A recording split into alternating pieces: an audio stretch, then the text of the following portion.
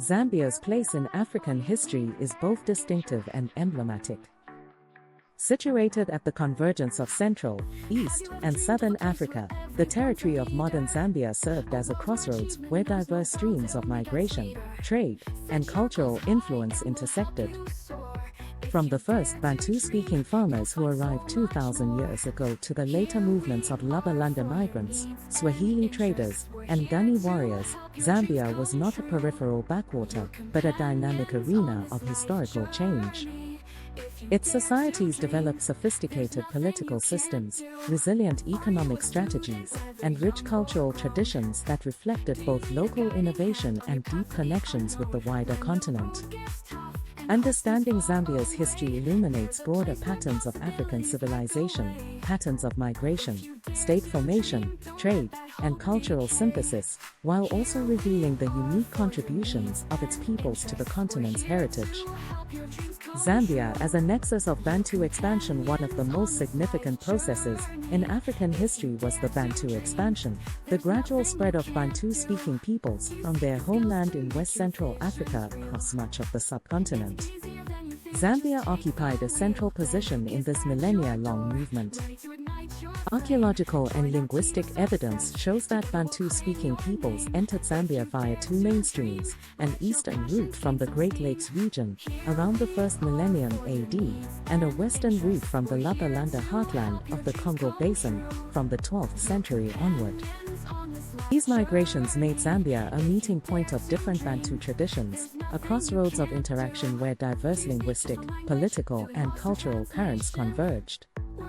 The societies that emerged, the Tonga in the south, the Bemba in the north, the Lunda in the west, and the Chewa in the east, each carried the imprint of their origins yet developed distinctive identities through interaction with their neighbors and with the indigenous hunter-gatherer populations. Zambia thus became a living laboratory of Bantu cultural diversification, a place where the processes that shaped much of sub-Saharan Africa can be studied in microcosm. Political innovation and diversity. Zambia's pre-colonial political landscape reflected the full spectrum of African governance. On one hand, it produced centralized kingdoms influenced by the Laba-Lunda model, the Bemba kingdom under the Chitamakulu, the Lunda kingdom of Kozembe in the Luapula Valley, and the Lozi kingdom on the Barotse floodplain. These states developed sacred chieftaincies, royal councils, elaborate installation rituals, and systems of tribute and provincial administration that paralleled the great kingdoms of West Africa and the Great Lakes.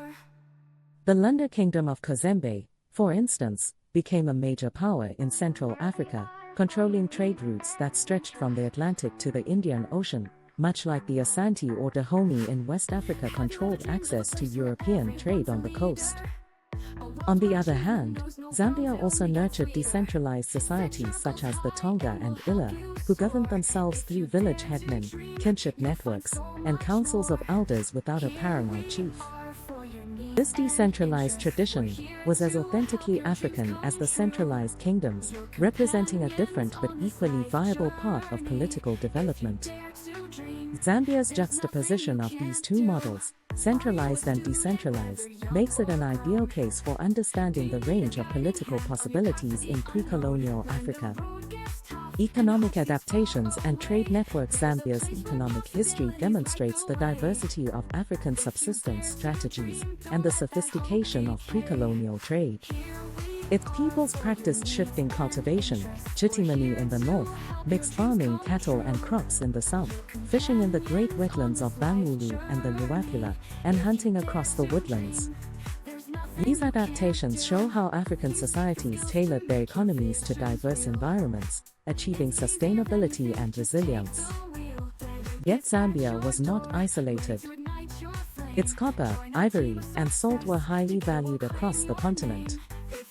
From the copper crosses that circulated as currency in Central Africa to the ivory caravan that linked the interior to the Swahili coast, Zambia's resources integrated its peoples into regional and intercontinental trade networks. The Bisa became renowned long-distance traders, much like the Dula of West Africa or the Nyamwezi of East Africa. The Lunda Kingdom of Kozembe grew wealthy as an entrepot, controlling the exchange of goods between the Indian Ocean and Atlantic trading systems. Zambia's experience shows that even landlocked societies were deeply connected to the global currents of African commerce, challenging outdated notions of interior isolation.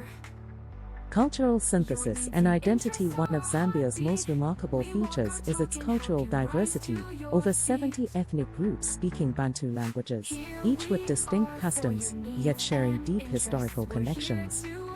This diversity is not a product of fragmentation, but of centuries of interaction, migration, and synthesis. Zambia's languages bear the marks of Laba-Lunda, Swahili, and Nguni influences. Its royal regalia combine indigenous artistry with imported beads and cloth. Its initiation ceremonies incorporate elements from across the region. The spread of matrilineal kinship systems from the Laba-Lunda heartland, the adoption of Islamic amulets by some rulers, the incorporation of Sutu vocabulary into Lozi after the Kololo conquest, all testify to Zambia's role as a crucible of cultural exchange. This process of synthesis was not unique to Zambia. It echoed similar dynamics in West Africa, where Islam and indigenous traditions blended, and on the Swahili coast, where African, Arab, and Persian elements merged. Zambia's cultural richness, therefore, reflects a broader African pattern of dynamic identity formation. Zambia in the comparative context. When compared with other African regions, Zambia reveals both commonalities and distinctive features. Like West Africa, it experienced the rise of centralized states built on trade. Unlike West Africa, its states remained smaller and did not develop into the vast empires of the Sahel. Like the Swahili coast, it participated in the Indian Ocean trade. Unlike the coast, it did so as an interior supplier, not as a maritime power. Like Southern Africa, it had societies based on cattle. Unlike the Nguni, its cattle-keeping groups remained decentralized until late. These comparisons highlight Zambia's position as a zone of overlap, where the characteristics of Central, East, and Southern Africa blended. Zambia's history also offers important correctives to colonial narratives. The existence of complex political systems, like the Lunda Kingdom and the Lozi state, undermines stereotypes of pre-colonial tribalism. The sophistication of trade networks and economic specialization challenges notions of African subsistence simplicity. The synthesis of cultural influences demonstrates that African societies were neither static nor isolated but actively engaged with the wider world.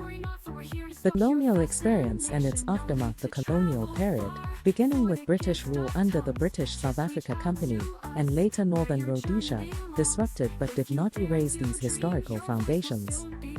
Colonial borders divided ethnic groups and reoriented trade toward European interests, yet the resilience of Zambian societies enabled them to navigate these changes.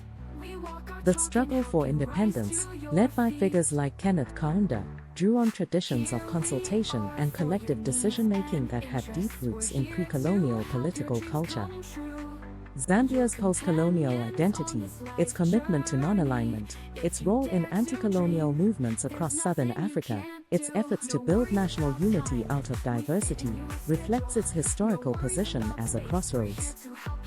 The national motto, One Zambia, One Nation, speaks to the challenge and achievement of forging unity from the rich diversity that centuries of migration and interaction had created.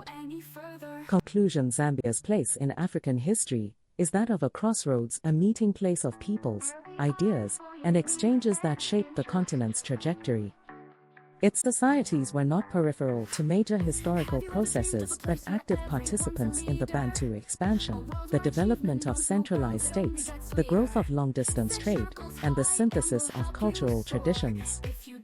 The diversity of its political systems, from the centralized Lunda Kingdom to the decentralized Tonga, reflects the range of African political ingenuity. The sophistication of its economies and trade networks challenges stereotypes of pre-colonial isolation.